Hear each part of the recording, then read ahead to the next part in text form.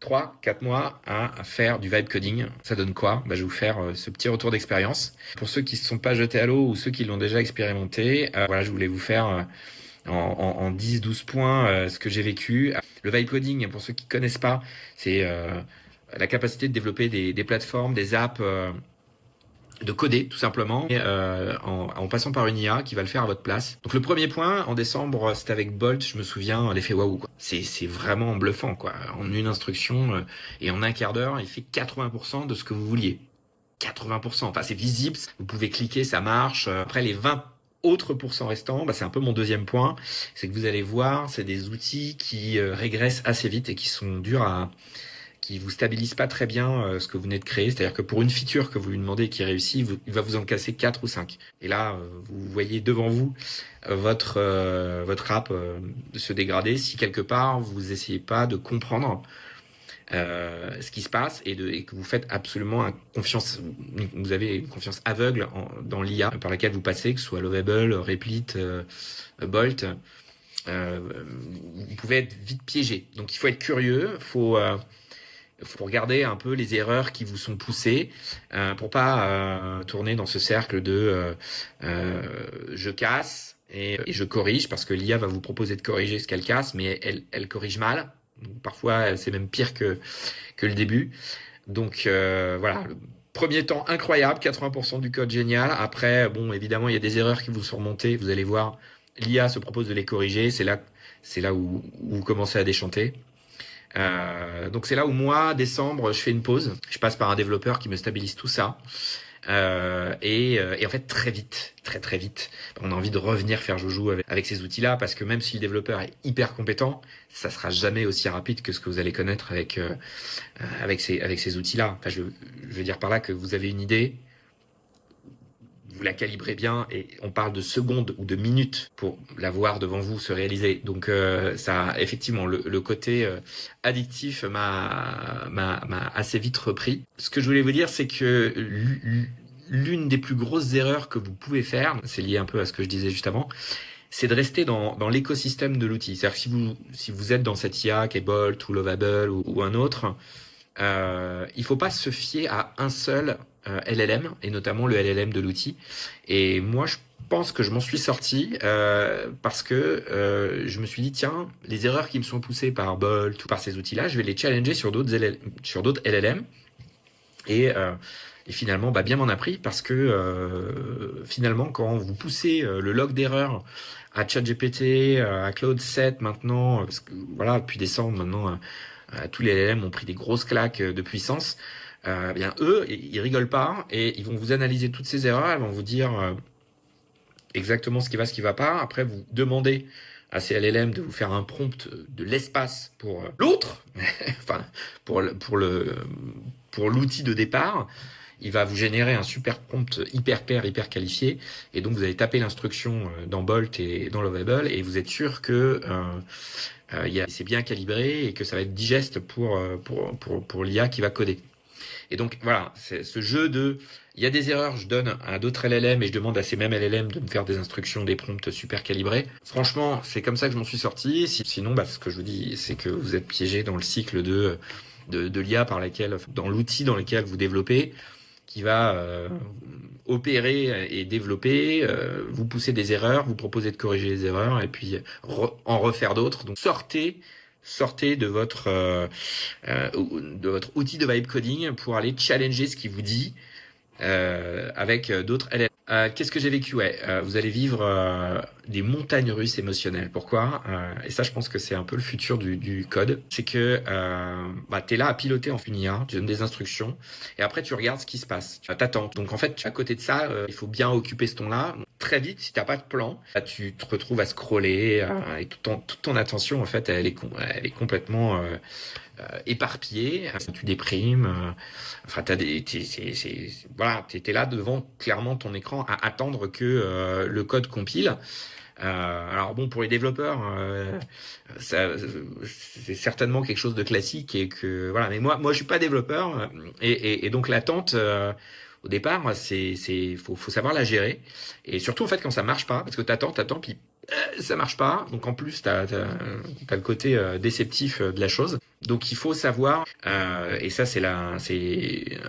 un autre tip que je vous donne, et pour éviter de vous retrouver dans cette position d'attente, que le code compile et pas savoir quoi faire et être embarqué dans euh, un cycle de sérendipité mal maîtrisé, c'est de paralléliser des tâches, des actions que vous avez à faire dans la journée et puis de switcher quoi, hein. Switcher d'onglet, voilà. Alors je sais pas si on est très focus et très productif à faire ça, mais en tout cas ça permet de maîtriser un peu ce qu'on a envie de faire pendant le temps où on laisse la machine coder, même si c'est rapide, même si les itérations sont de l'ordre de quelques secondes, voire de quelques minutes. Il y a une question de gestion du temps d'attention qui pour moi m'a impacté. Je pense que ça impacte d'autres personnes qui font du vibe coding. N'hésitez pas à le mettre en commentaire, mais au point de vue montagne russe émotionnelle, c'est quand même émotionnel. Le mot est peut-être un peu fort, mais c'est de dire t'es dans l'attente.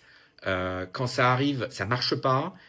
Quand ça marche, t'es très très content, mais t'es super. C'est vrai que quand ça marche, pour le coup, t'as envie de ouvrir la fenêtre et de dire ah, ça marche, c'est énorme. Donc c'est vraiment des montagnes russes émotionnelles. Je pense qu'il faut savoir, faut avoir un plan dans la journée et savoir quoi faire. Un autre tip, vous allez certainement vouloir faire une feature parce que le temps, le delta qui sépare votre idée de son exécution est tellement minime. Vous vous dites, vas-y, je vais tester ça, on va voir ce que ça donne. Mauvaise idée. On va voir ce que ça donne, implique que vous ne savez pas à l'avance à quoi ça va ressembler, donc vous savez pas les idées claires. Ça se finit très mal. Enfin, ça se finit très mal. Ça va nulle part, plutôt. Voilà. Vaut mieux avoir des idées triviales, hyper simples, où là, en fait, la machine, l'IA va carburer et vous allez être à 1000% de ce qu'elle peut faire. Et souvent, les idées triviales, on les met à la fin. On dit, bon, ça, la machine, elle en fera qu'une bouchée. Et non, en fait, il faut le faire au début et stabiliser un peu les choses qui sont simples à faire. Ça va de pair avec un autre tip, c'était un peu le dernier tip que je vais vous donner, mais je vous le donne maintenant. C'est penser comme un product manager ou penser produit et penser lean. Ça veut dire quoi? Ça veut dire que tout n'est pas possible et vous allez devoir faire des choix. Il faut commencer petit. Et vous pouvez commencer à imaginer des features ou vouloir, expérimenter des features. Mais c'est comme quand vous lancez une startup ou un produit, toutes ces choses-là. Lisez, allez voir à quoi renvoie la méthode Lean Startup, comment le product management, le product design. Voilà. Allez vous inspirer de toutes ces méthodes-là. Qui vous dit une chose bête et méchante, c'est au début, tu commences simple. Tu commences avec un minimum viable product. Et tant que c'est pas viable parce que vous pouvez pas gagner de l'argent dessus, il faut être minimum. Il faut vraiment développer un minimum de features autour de votre idée et pas chercher à commencer à inventer ou à expérimenter des choses, du nice to have autour de votre produit. Essayez déjà d'avoir cette mentalité de je vais faire un produit simple, quitte à ce qu'il en soit un peu trivial au départ, et vous allez voir, vous allez avoir une satisfaction beaucoup plus rapidement de la part de ce que l'IA va pouvoir vous donner. Et donc voilà, pensez comme un product manager, développez quelque chose de simple avec un minimum de features et n'expérimentez pas vraiment de choses parce que vous allez vous retrouver dans des voies sans issue. C'est quoi une voie sans issue? Vous avez une idée de feature, vous faites 4-5 itérations avec l'IA. Bon, ça donne pas grand-chose parce que vous voyez toujours pas le résultat. Elle vous renvoie des erreurs, mais vous dites bon, j'ai les autres LLM avec qui je parle et qui vont pouvoir m'aider à corriger. Et puis au bout de la 15e itération, ça marche toujours pas. Et c'est là en fait où si vous décidez de continuer encore plus loin, c'est là où à un moment donné vous allez créer des nœuds. Ça va être des nœuds, je dirais, psychologiques plus que techniques. C'est-à-dire que vous allez passer un cap dur pour vous de revenir par rapport au temps passé, voire aux jetons dépensés. Donc, le meilleur conseil que je puisse vous donner à cette étape-là, c'est rollback, c'est-à-dire revenir à un point, et vous allez avoir la possibilité sur ces applications de revenir à des versions antérieures, vous avez un historique, un peu comme sur les Google Docs ou sur les Word, vous avez la possibilité de revenir à une version qui est plus stabilisée, et ben faites-le. Et faites-le tôt. Faites-le tôt, ça vous évitera des montagnes russes émotionnelles, techniques parfois. N'hésitez pas à jeter les chapitres d'un mauvais roman que vous êtes en train d'écrire.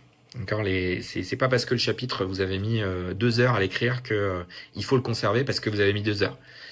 C'est peut-être justement parce que vous avez mis 2 heures qu'il faut le foutre à la poubelle. Donc et ça, c'est un exercice, plus vous allez le faire, plus ça va vous sauver. Moi aujourd'hui, la fin de l'histoire, c'est quoi? Alors je l'ai pas complètement la fin de l'histoire, c'est que je peux dire que j'ai une version stabilisée d'une plateforme et que cette version stabilisée a pas forcément besoin de plus de features.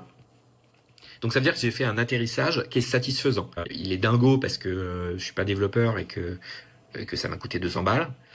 Je peux pas dire non plus que je suis allé au bout de ce que je voulais faire parce que il y a eu beaucoup de rollback, beaucoup de renoncements, de choses où je me suis dit non, on va pas plus loin parce que je vois que ça marche pas. Mais ce que je peux vous dire, c'est qu'en 3-4 mois de temps, le temps d'apprendre à utiliser, maîtriser ces outils-là de manière empirique, hein. Pas forcément en lisant des trucs à droite à gauche, vous allez voir, vous allez apprendre sur le tas. Après, vous pouvez écouter des tips comme je suis en train de le faire là, mais en vrai, vous pouvez, oui, bien sûr, vous nourrir de lire, de blogs, de feedback, tout ça. Je pense que la meilleure des méthodes, c'est de se jeter à l'eau et puis de l'expérimenter.